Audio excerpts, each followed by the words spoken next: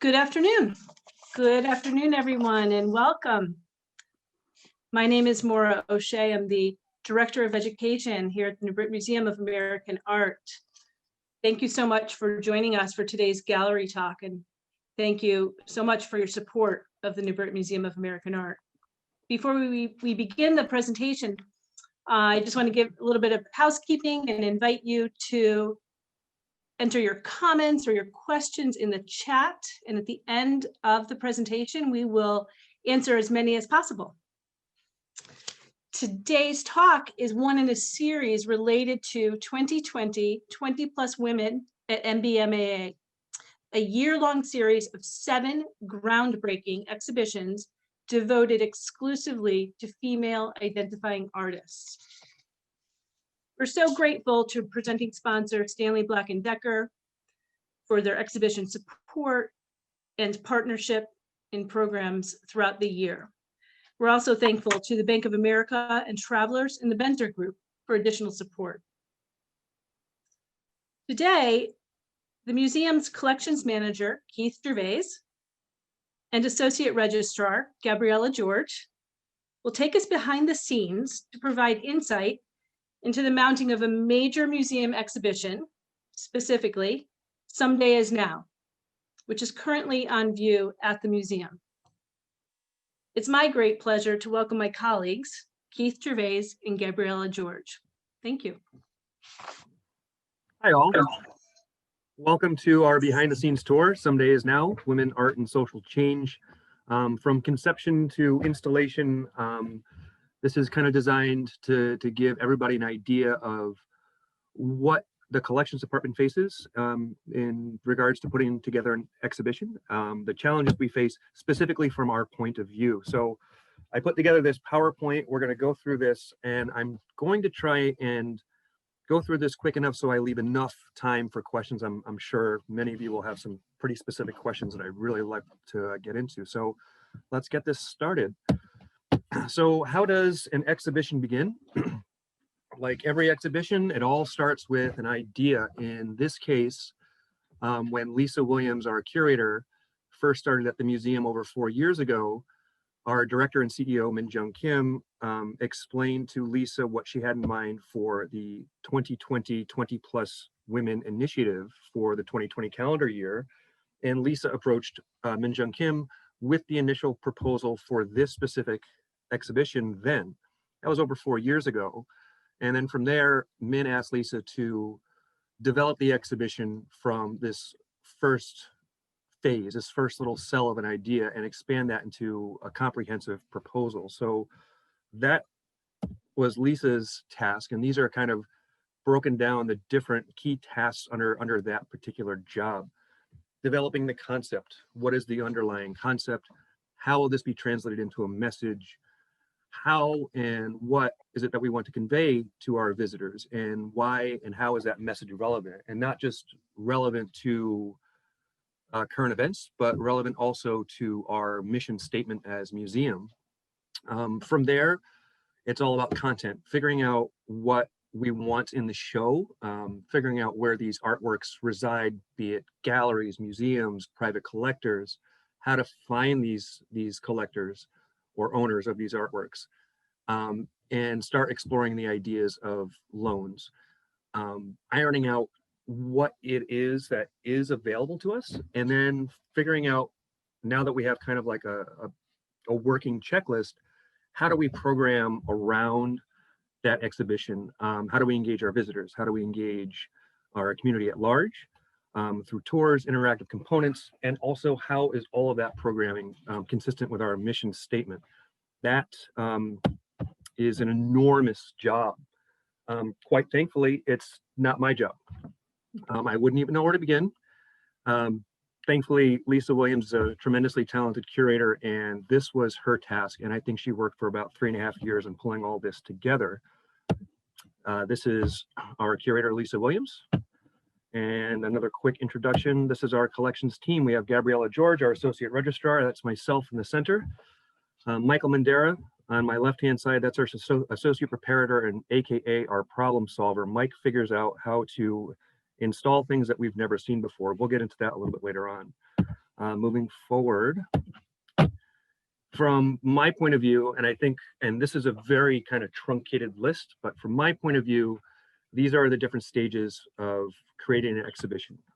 It goes from the big idea conception to all the little details, the refinement stage.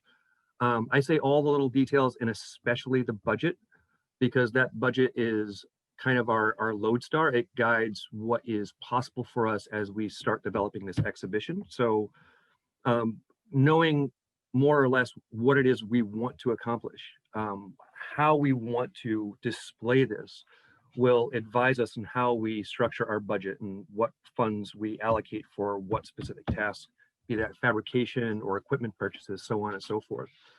The next main stage is establishing the checklist, and that's just the wish list stage. That's saying, I want these artists and these specific works.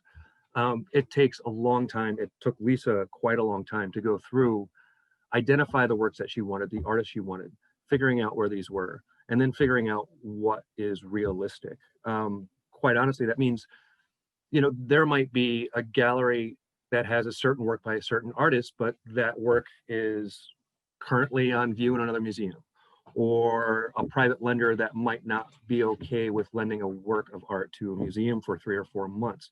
So once we figure out what it is that's actually available, then we have our finalizing the checklist stage. And that takes quite a while too. For this particular exhibition, that was a major challenge, and I'll get to that too in just a little bit.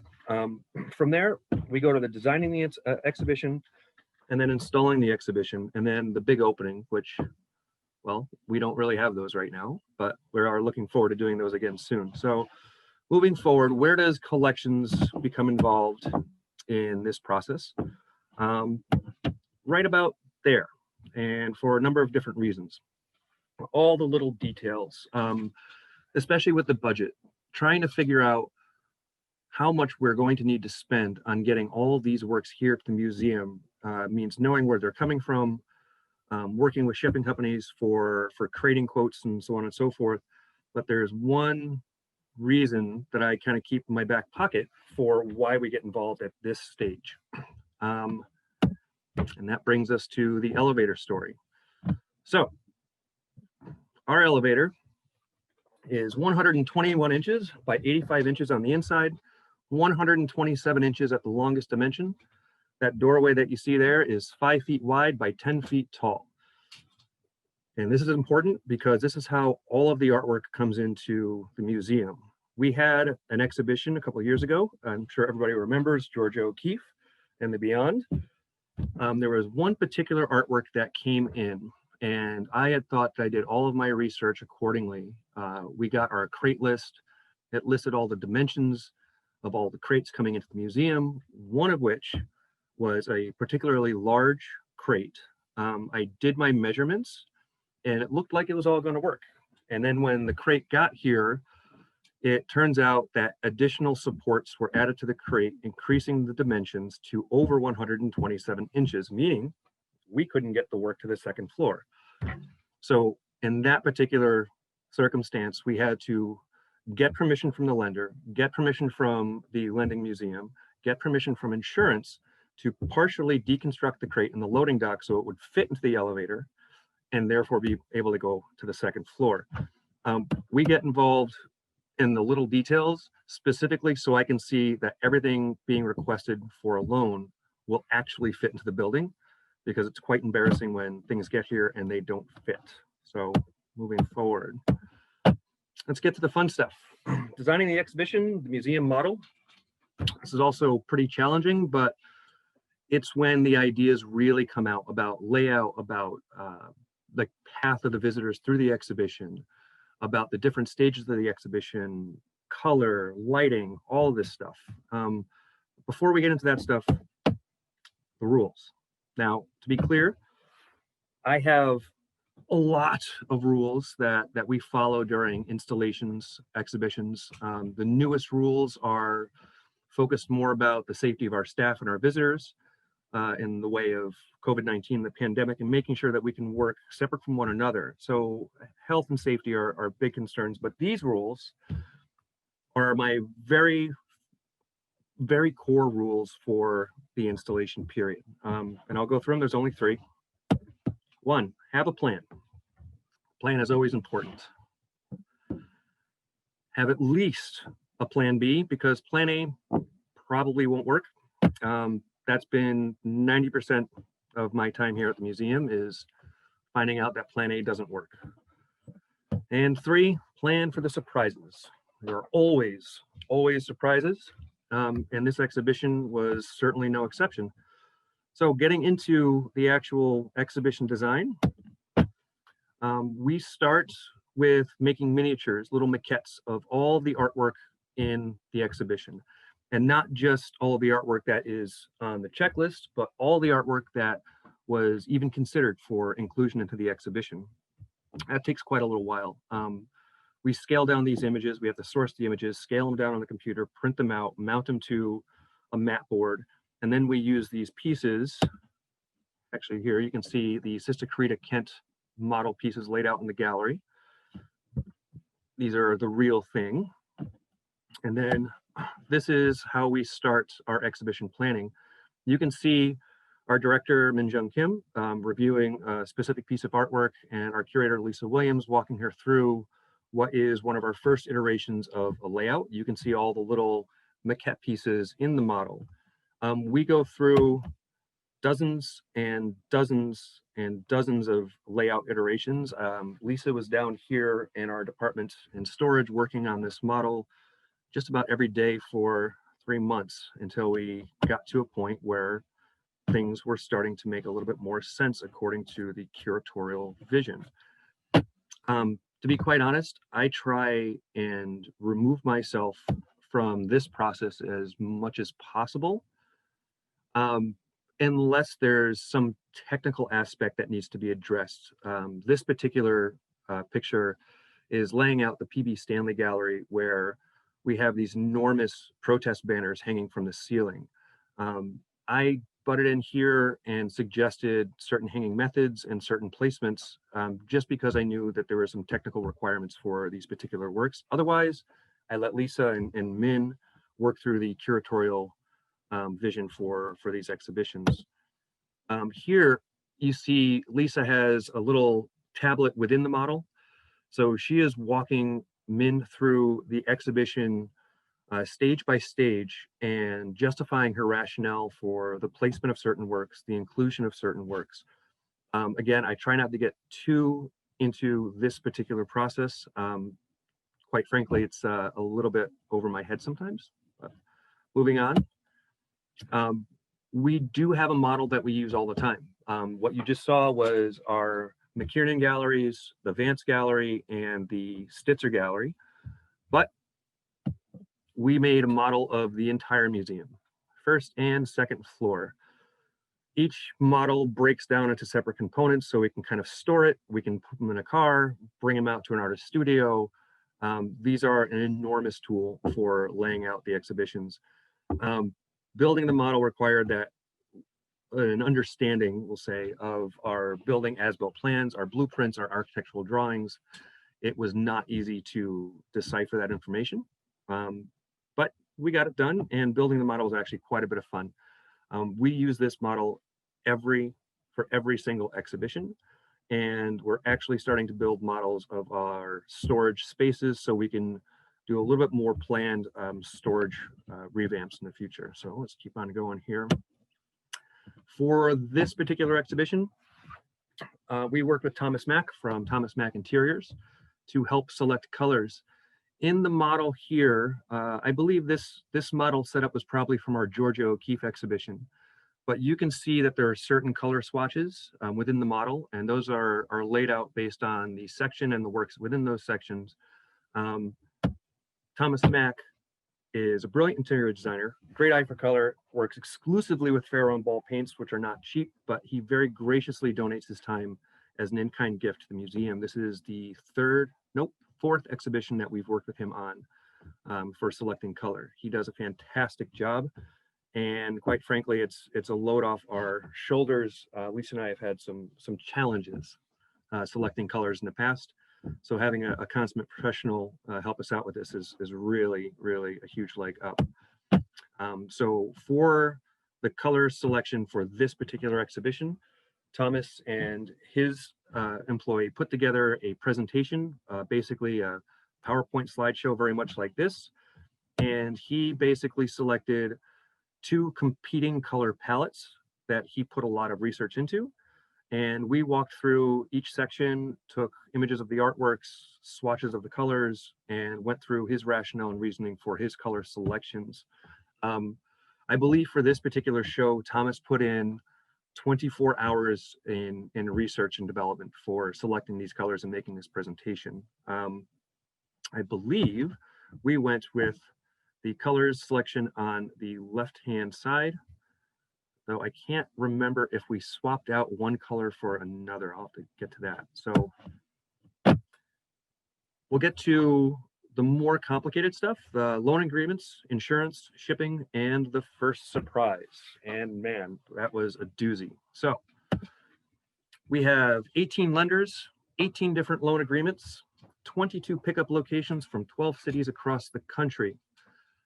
That's a lot of coordinating. We had works coming from Chicago, a couple locations in LA, upstate New York City, Brooklyn, Long Island, North Carolina, Boston. I mean, it was all over the place. So it required, and working with 18 different lenders is working with 18 different organizations that have their own scheduling requirements.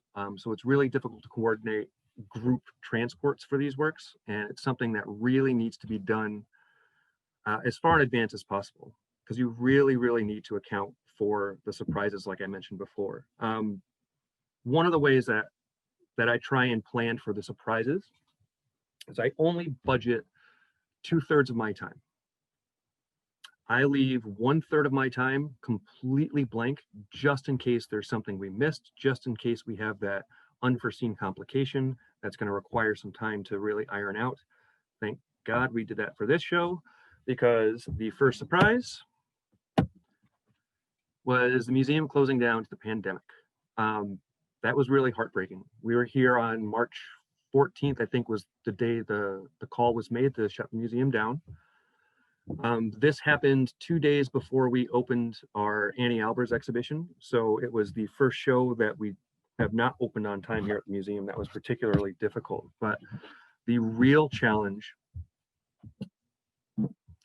comes from the fact that this list of lenders, aside from the Connecticut Historical Society, the Whitney Museum, and the 2 private lenders, every studio and every gallery not only shut down for the pandemic for several months, but they furloughed their staff. So there was nobody answering the phones.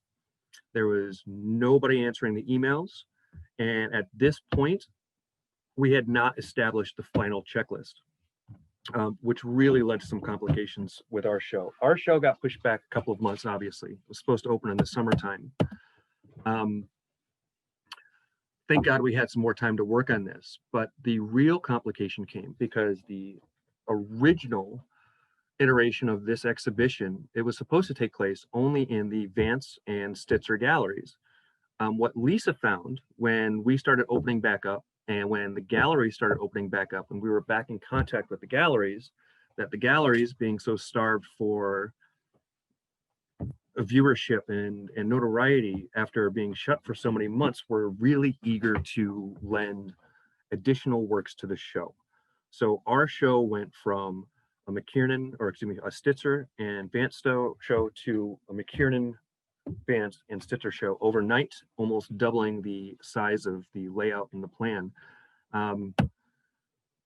We went in and coordinated shipping maybe 3 weeks before the show opened up, and the last works arrived here at the museum 4 days before the show opened. It was a very tight turnaround, and it was all due to the complications from the COVID-19 shutdown. Thankfully, we planned for the surprises. So at this point, we get into the real hard physical work, wall placement and paint. You can see here along the exterior wall, a very faint tape line that goes around the perimeter there, and that's basically where we're painting our lines up to. All the walls that you see in the gallery are individual components. Each one weighs about 1,000 pounds. The show prior to this one had 0 walls. Someday Is Now has 11 walls. So 11 walls had to be brought up from storage. Each one's 1,000 pounds. It takes 4 people to bring them up from storage and then place them accordingly. And we go through and we'll place the walls, micro adjust them, place them again.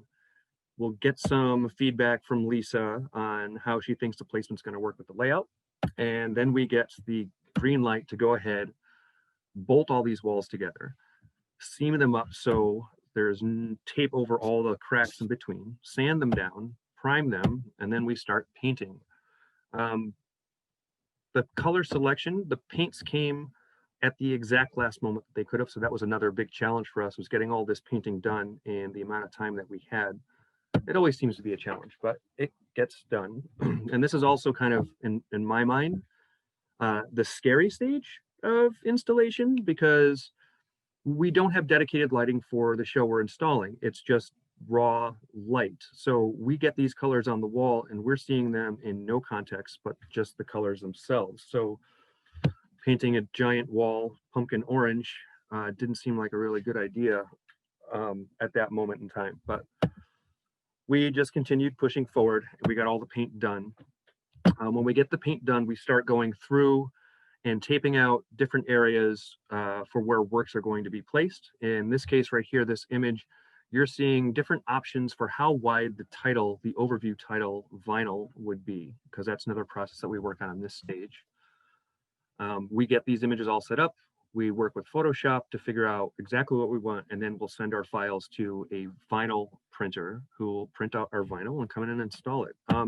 At this point, now that we have our paint up, we've cleared out all of our paint materials, we've cleaned up the galleries, we've brought in some tables for workspaces, and we start bringing in the crates and unpacking and condition reporting at this point. I'd like Gabby to jump in here, and she's going to explain kind of what she does, what her responsibilities are, and why that's so important for installing an exhibition. Welcome, Gab. Yep. So there's a few things that I do prior to the installation and prior to the works coming into the museum. The first is I catalog all the exhibition loans into our database.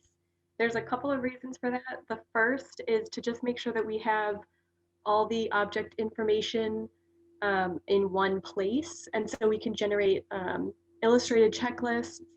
We can also organize everything by lenders, which is really helpful when we're doing insurance and loan agreements. I also will put them in there to track the locations of the artwork. It's really important to know where an object is, when it was moved there, and who moved it there. And that goes for our permanent collection works as well. And the last is that if I put everything in the database relating to this exhibition,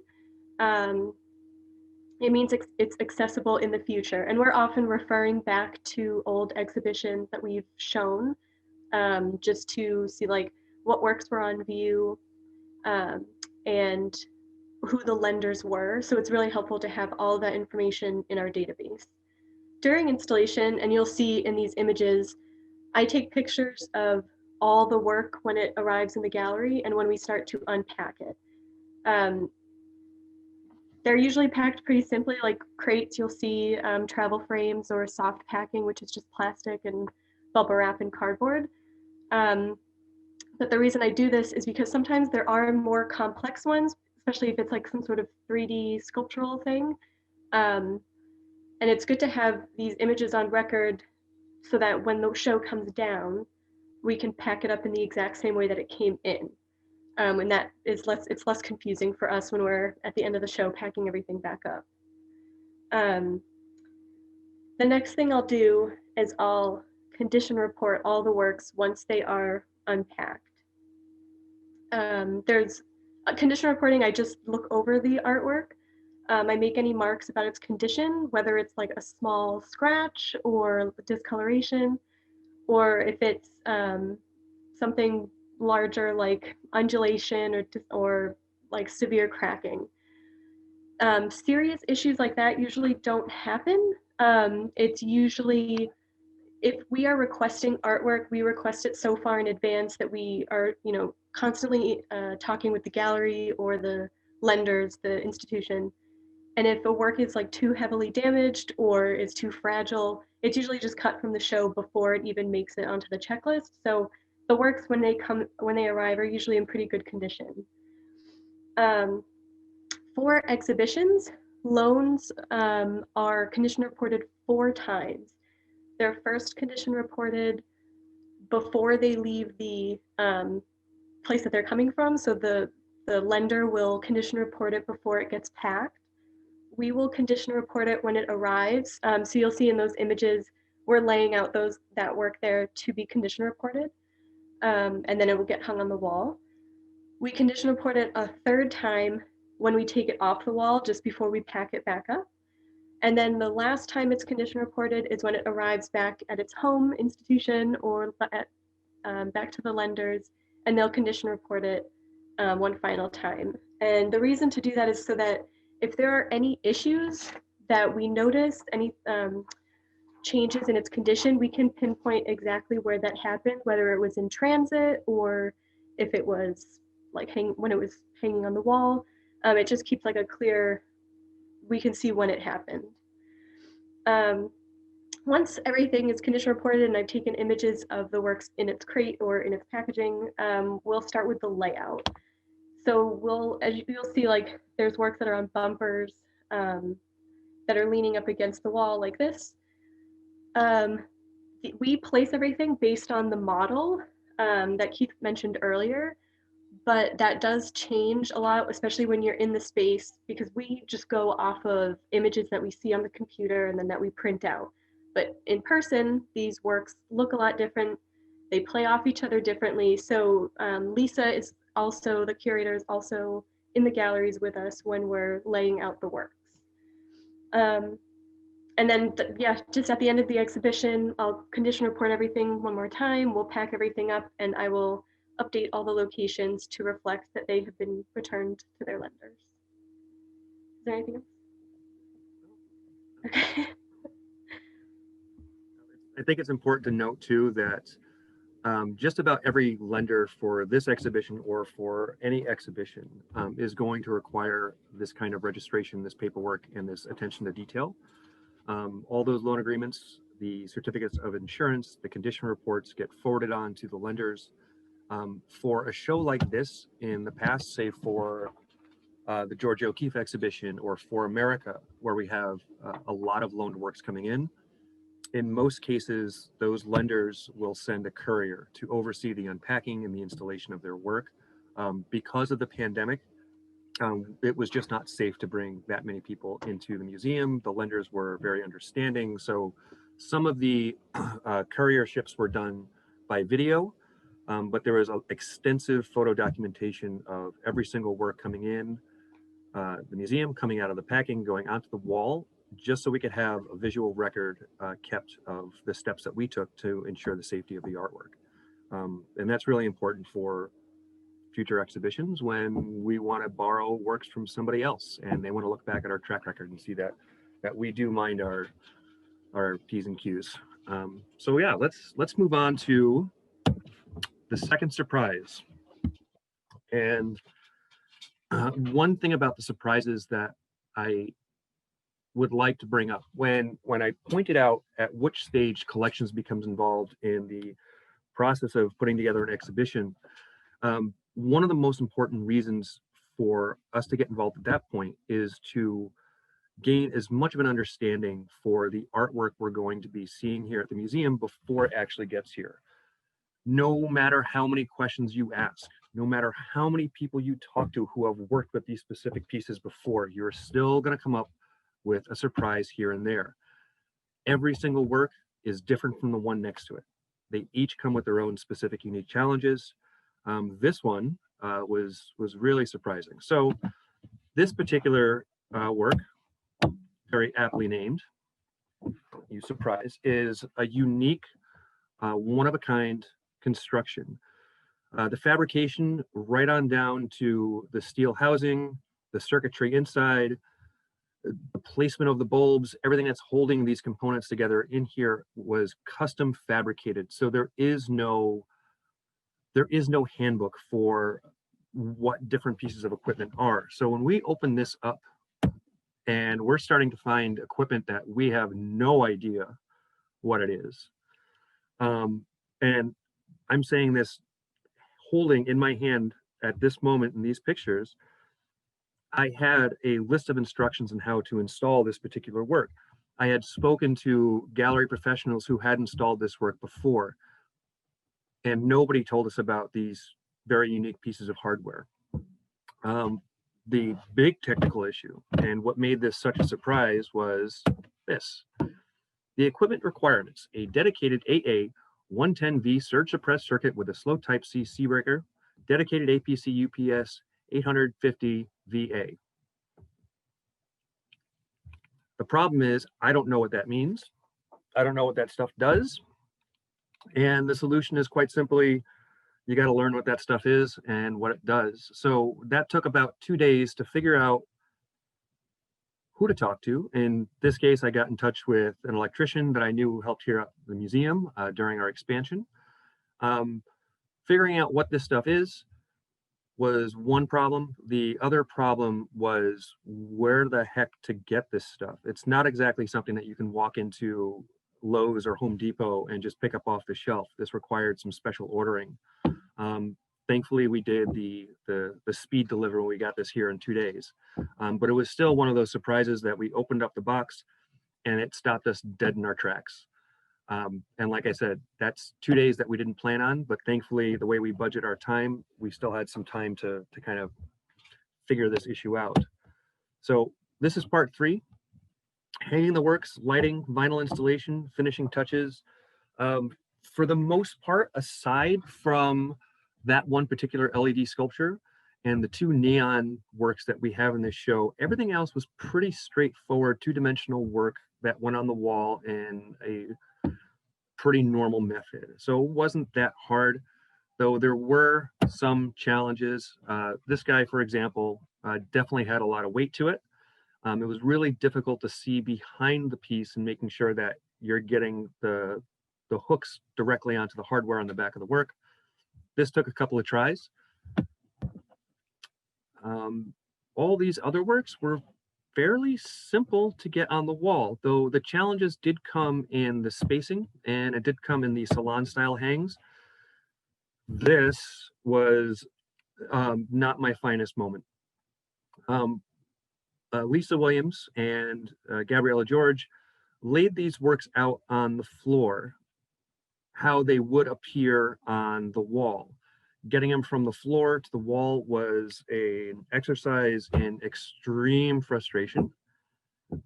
Took me about 4, maybe 5 hours, and I definitely sweat through my shirt that day, and there might have been some curse words being mumbled under my breath in that picture on the left there. There's another challenging hang, salon style hang, where we're doing a grouping of works that kind of act as one whole piece. Gabriella George and 2 of our interns helped lay this out. That was Karina Marquis and Daisy Giswaldi, and basically laid them out on the floor and started translating that to how it goes onto the wall. This one took a good half a day as well. I know that was complicated. I tried to stay away from that one because I knew it was going to be frustrating for Gabby. But moving on, we got it done, thankfully. Another challenging piece, we were talking about those banners. Along the top of this banner is, well, it's about a 22-foot long metal pipe that supports the banner itself. That pipe weighs probably 150 pounds. So before we actually went and installed this, we had to do some research as to how much weight our ceiling could realistically take. So that meant getting in touch with this construction crew that built the building, getting in touch with the architects that designed the building. And then once we have a clear, we can go. The other really challenging thing about these works, originally we had planned to hang these off the wall themselves as opposed to hanging from the ceiling. But the wall that you see behind this banner is a plenum wall. It means there's behind that is all of our HVAC ductwork. So really, it doesn't take much for us to have to go back and really learn about our building, our facility, and what we are realistically able to do within that space. I like to say that every exhibition brings me a greater knowledge of this building that we are privileged enough to work in. Once we are done with hanging the works, we get into my favorite portion of the exhibition, which is lighting the exhibition. In my opinion, there's really nothing that brings a work to life than putting light on it the way it really should be. This was a section that we were really happy with. The color is called Downpipe from Farrow and Ball. This was chosen specifically because of these three works here that you see, very bright, very colorful, especially the neon, but just so the color itself does not take the attention and the artwork does, was the rationale behind choosing this color. I'd like to point out too that this is one of our first large-scale exhibitions that we have lit completely from start to finish with our new LED lighting, which is fantastic because you can see here these three works on the left-hand side. Those are photographs, those are works on paper, which are fairly susceptible to damage from the environment, be it too much exposure to light or humidity, moisture, so on and so forth. That can really damage a work on paper. So how much light you can put on a work on paper, there's a very strict range, but now that there's LEDs in the picture, which significantly cuts down on the ultraviolet radiation and the infrared radiation, we're allowed to light these works in a manner more consistent with how we're lighting the works next to it. So the two paintings on the back, those are acrylic or oil on canvas. They can take a lot more light than a work on paper, but now that we're working with LEDs, we can light these a little bit more attractively. This is the beginning of the end for us. We're at this point in the exhibition, I believe that we have about 90% of the work on the walls. What's being laid out here is some of the historic ephemera, some of these poster reproductions. And what's going on in the background is the beginning of our layout for our vinyl, which took a solid day to do for this show. This was a really big vinyl. Working with Lisa, who you see over here on the right. Bob is our vinyl vendor. I've worked with him for the past 10 years here at the museum. He really knows what he's doing. And right now what we're doing is we're taping up our vinyl to figure out the placement, get this exactly where we want it. We're taking tons of images. And we're working with marketing and the director as well. We're forwarding these images to all pertinent parties so we can get the feedback that we want. Again, this is part of the process that I try and remove myself from, so there's just not too many opinions kind of muddying up the process. I'd rather this be more of a curatorial vision, and that's how it came out. Now, it's funny, when I was putting this together, I was talking with Gabriella, and we both put together a list of the 5 hardest shows that we've had to work on here at the museum. I myself have been here for 10 years, and after we get through a few more images here of the installation and the opening of the show, these are my hardest installations. I've been here for 10 years. Georgia O'Keeffe was obviously, for the amount of work that went into that prior to the actual installation, that definitely holds true as one of the hardest ones. Someday Is Now is the second hardest show I've ever had to install. And I think all of that stems from the complications from the shutdown and the pandemic. It really made the show super challenging. But at the same time, that challenge makes us really super proud of what we did. Moving on, California Dreaming, Elizabeth Gage, and Dennis Hopper. The one thing I would like to point out here is that out of these 5 shows that I have rated as the hardest ones that I've ever had to work on, 4 of them have happened in the past 5 years. And I think it really speaks to the way this museum is changing and the direction our director wants to take us in. We're doing more ambitious shows, we're doing more challenging shows, and it's not going to get any easier for us. but it's really, really empowering to look at this list and say, wow, we've really stepped it up in the past 5 years. And we're looking forward to stepping it up even more. So at this point, I know I've rambled on for quite a while. I'm hoping maybe there's some questions. I'd be happy to answer any questions you guys might have. I'm going to kind of cycle through and find some other fun slides that we can look at while Keith, we that feel was that. just outstanding. And I don't know if Gabriella, if you want to join us with put your camera back on, in case there are some questions. I'm just going to scroll through, and I think everyone can clearly understand why the museum is so fortunate to have you, both of you, and Mike Mandera on staff to handle these incredible installations and manage our collections. Our collections team does all of this, plus they take care of our permanent collections. They manage inbound and outbound loans. They handle requests from scholars and researchers. They manage the lighting and security and controls of temperature and humidity. I mean, the list goes on. So this was so insightful. And let's see, I'm going to kick off with the first question from Helen Aiello. The question is, what was the research the decorator did to come up with these colors? I'll take that. So what we do, or I think we've kind of ironed out a process with Thomas Mack.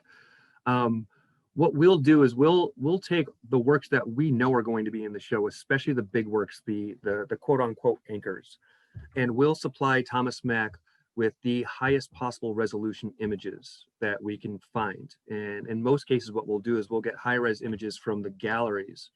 So we'll know that these images are color corrected. So he's operating off of the correct color mix for what he's looking at. From there, he'll do his own research. He'll go down to the library, look up other works by the artists that are being represented. He'll look at other installations, like what other museums might have done for shows similar to this in the past, or what colors they might have chosen for specific artists. This was a really challenging show for him. And I think this image really speaks to why. There is so much color in the works in this show, and they're all so different from the ones next to him. So finding something that worked with everything was really, really difficult for him. But again, his research was going through trying to understand the artist, the colors they generally work with, what has worked in the past, and what is going, I think the core mission for him is to find a color that's going to enhance the artwork and not take away from it. Like, we got really nervous about that orange color that you see in my background because it's just so overpowering. But once we got the vinyl up and the artwork up, we're like, okay, all right, Thomas made the right call. I hope that helps. A great answer. Another question for both of you. So it's really the same question for both of you. Which show was your favorite and why? Want to go first, Gabby? Okay, I said which is your hardest and your And most favorite. Yeah. Well, honestly, the answer to both for me would be Some Days Now. This was super hard to work on, like Keith said, because of the shutdown. Everything was like a time crunch, and we had to put this exhibition together in the middle of a pandemic, so it was kind of crazy on our end, especially like just from the registration point. But also, I love this show. I love every work that's in it. I love everything about it. So yeah, it was the hardest, but also my favorite so far. Keith? Yeah, oh, I've got favorites. I mean, I think what's important for me to point out is, especially with shows like this, I mean, there were a number of artists in this show that I just wasn't familiar with. So every show like this where I'm not super familiar with the artwork is just such an opportunity to kind of learn and expand on my understanding of art, especially contemporary art. But if you're going to ask me what my favorite show was that we did here, it was the Maurice Sendak show. It was a really small show, but my favorite part about that was I actually got to frame these original Maurice Sendak drawings, and being in the workroom by myself, like, and holding these drawings, like, it was really nerve-wracking, but man, it was so rewarding. That's really great. How about, so this kind of goes right along with it. What's inspired both of you to go into this kind of work? The big question.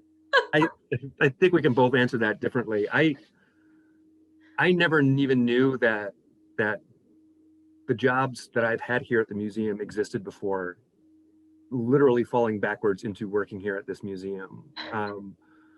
And when I started, I didn't plan on staying more than 3 years. I think that was my original plan. But what's kept me here and what's kept me in this field and this career path is simply not one day is the same as the one before it. And no matter how hard or how difficult and frustrating the job itself can get, there are still days where I walk out of this door and I'm just super proud of what we've all done as a team. I'm super proud of who I have as teammates and coworkers and what we can all come together and do. And that's, I think, what keeps me here and keeps me in this path. Very nice. Gabby? Yeah, so I always knew I wanted to work in museums, but I had no I didn't know what that meant, honestly. So Right. I just was like museums. I interned at the New Brit Museum 5 years ago, in collections. I worked with Keith, and I loved it, and I just didn't want to leave, basically. So yeah, I've been here for 5 years now, and I love it. And I don't know, I never thought that this was like when I thought of museums, I thought of like you curate it and then it's just there. Like you don't think about all the processes that like get to where it is. And I also really like that I have one of those jobs where like I can touch artwork in my gloved hands. Not many people can do that. So yeah, it's very rewarding. It's a great perk. There's a question, a comment and a question from Sarah Margolis Pineo, who is going to be speaking next week, right? Hi, Sarah. Sarah's going to be speaking about the gift drawings and next week. So please join us for that. So Keith and Gabriella, kudos on consistently amazing work. It's delightful working with you both. Her question is, what is your beverage of choice to celebrate completing an install? Oh, that's easy. And this is one of the biggest things we miss about doing what we do is having the openings, because once we get done with like a 3-week like crunch time of installing, there's this opening where we just like fill up on crappy white wine and cheese and pepperoni sticks. But yeah, that is my go-to. But we do have a ritual, we'll say, and it's when we're done installing the show, we pull out that last ladder before we let the people in. The collection staff and the curatorial staff will meet down here in the collections office, and we'll crack a bottle of whiskey and have one big shot and a cheers. Is there a particular brand, or doesn't matter? Doesn't matter. That's fabulous. One last wonderful comment from one of our colleagues, Rashmi, says that all of the shows that you listed seemed very easily put together from an outsider's point of view, and it's such a testimony to your team's expertise. And I think we can all agree with that. And thank you so much for your excellence and for sharing with us today. I think No everyone worries. a lot. We really appreciate you coming back and giving us more behind the scenes in the future. And I think I've got one of the things I learned about putting together this specific presentation is that we have so much material. Good. So I already have like 2 other presentations put together. The next one I'd like to do is going to be specifically about the very unique challenges we have from installation, not specifically exhibitions, but say the Dale Chihuly and what goes into doing a monstrous project like that. So I hope all you guys will come back, join us again, and otherwise spread the word, because we're going to be coming back with more of these behind the scenes tours. Perfect. Thank you so much. And thanks to everyone for joining us, and we will see you next time. Stay well, everyone. Bye.